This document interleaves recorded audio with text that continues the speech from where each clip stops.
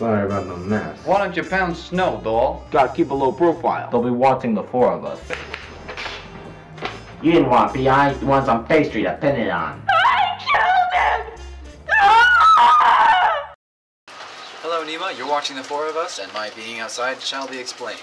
So remember that movie magic that occurred in my last video? Well, that magical experience has now become an entire video unto itself. Oops.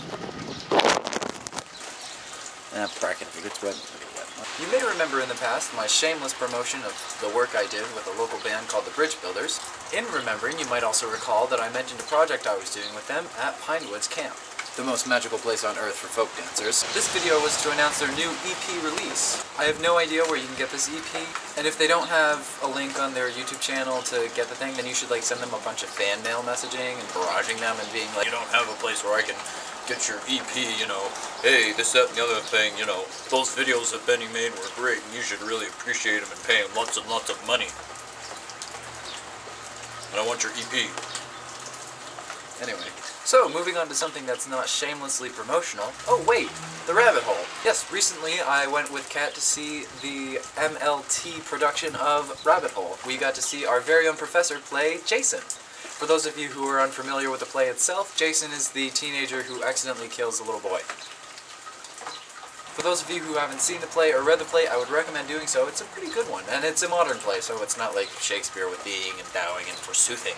If you don't have access to the play itself or a script or whatever, which I don't know why you wouldn't, it's probably available in your library. The movie adaptation with Nicole Kidman and Aaron Eckhart is recommendable. It's not bad, it's pretty close to the play itself, and anything that they did add or change didn't detract from the story at all. It added more depth to it, but the things that they did add had an original basis in the play itself, in dialogue. The original play mostly takes place, if not all of it takes place, in the house, whereas in the movie they can actually jump around to different scenes and act out the things that you only heard about in the play.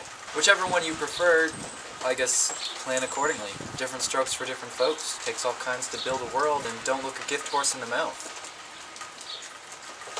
That kind of turned into a bit of a review of the movie as in connection with the play, as opposed to saying what I thought of the play the professor was in. Which, Professor, you're acting this.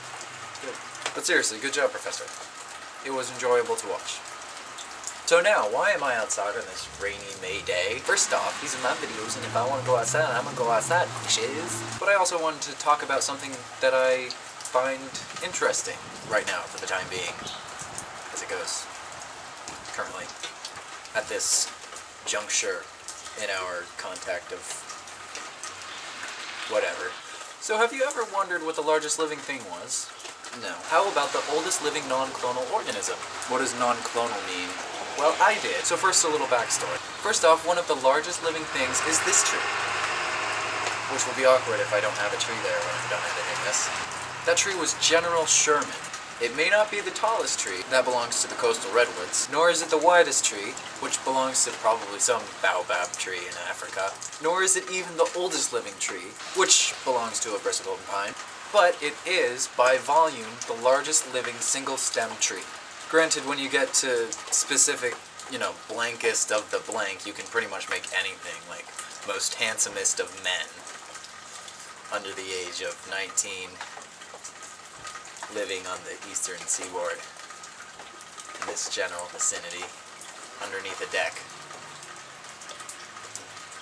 Then I am Sequoiadendron giganteum, or giganteum, I'm not sure. I didn't take Latin. For some reason I remember Latin not having a soft G or something, I'm not sure.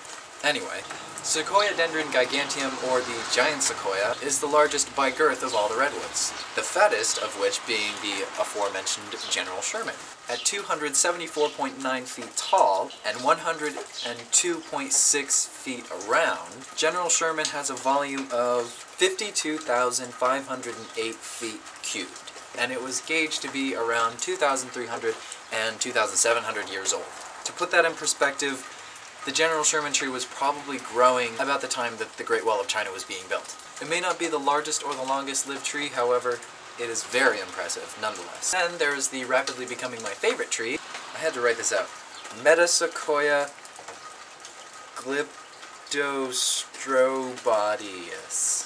These trees are also known as dawn redwoods, which, if you'll excuse me, is how I'm going to be referring to them for the rest, because I'm not a Latin speaker. One of the amazing things about this tree is that it's been around since the late Cretaceous period. That means that this tree has been around since T-Rexes were roaming the earth. How is that not cool? I'm geeking out about this. I'm kind of in love with redwoods right now. And on that note, Kat, I will see you on Thursday.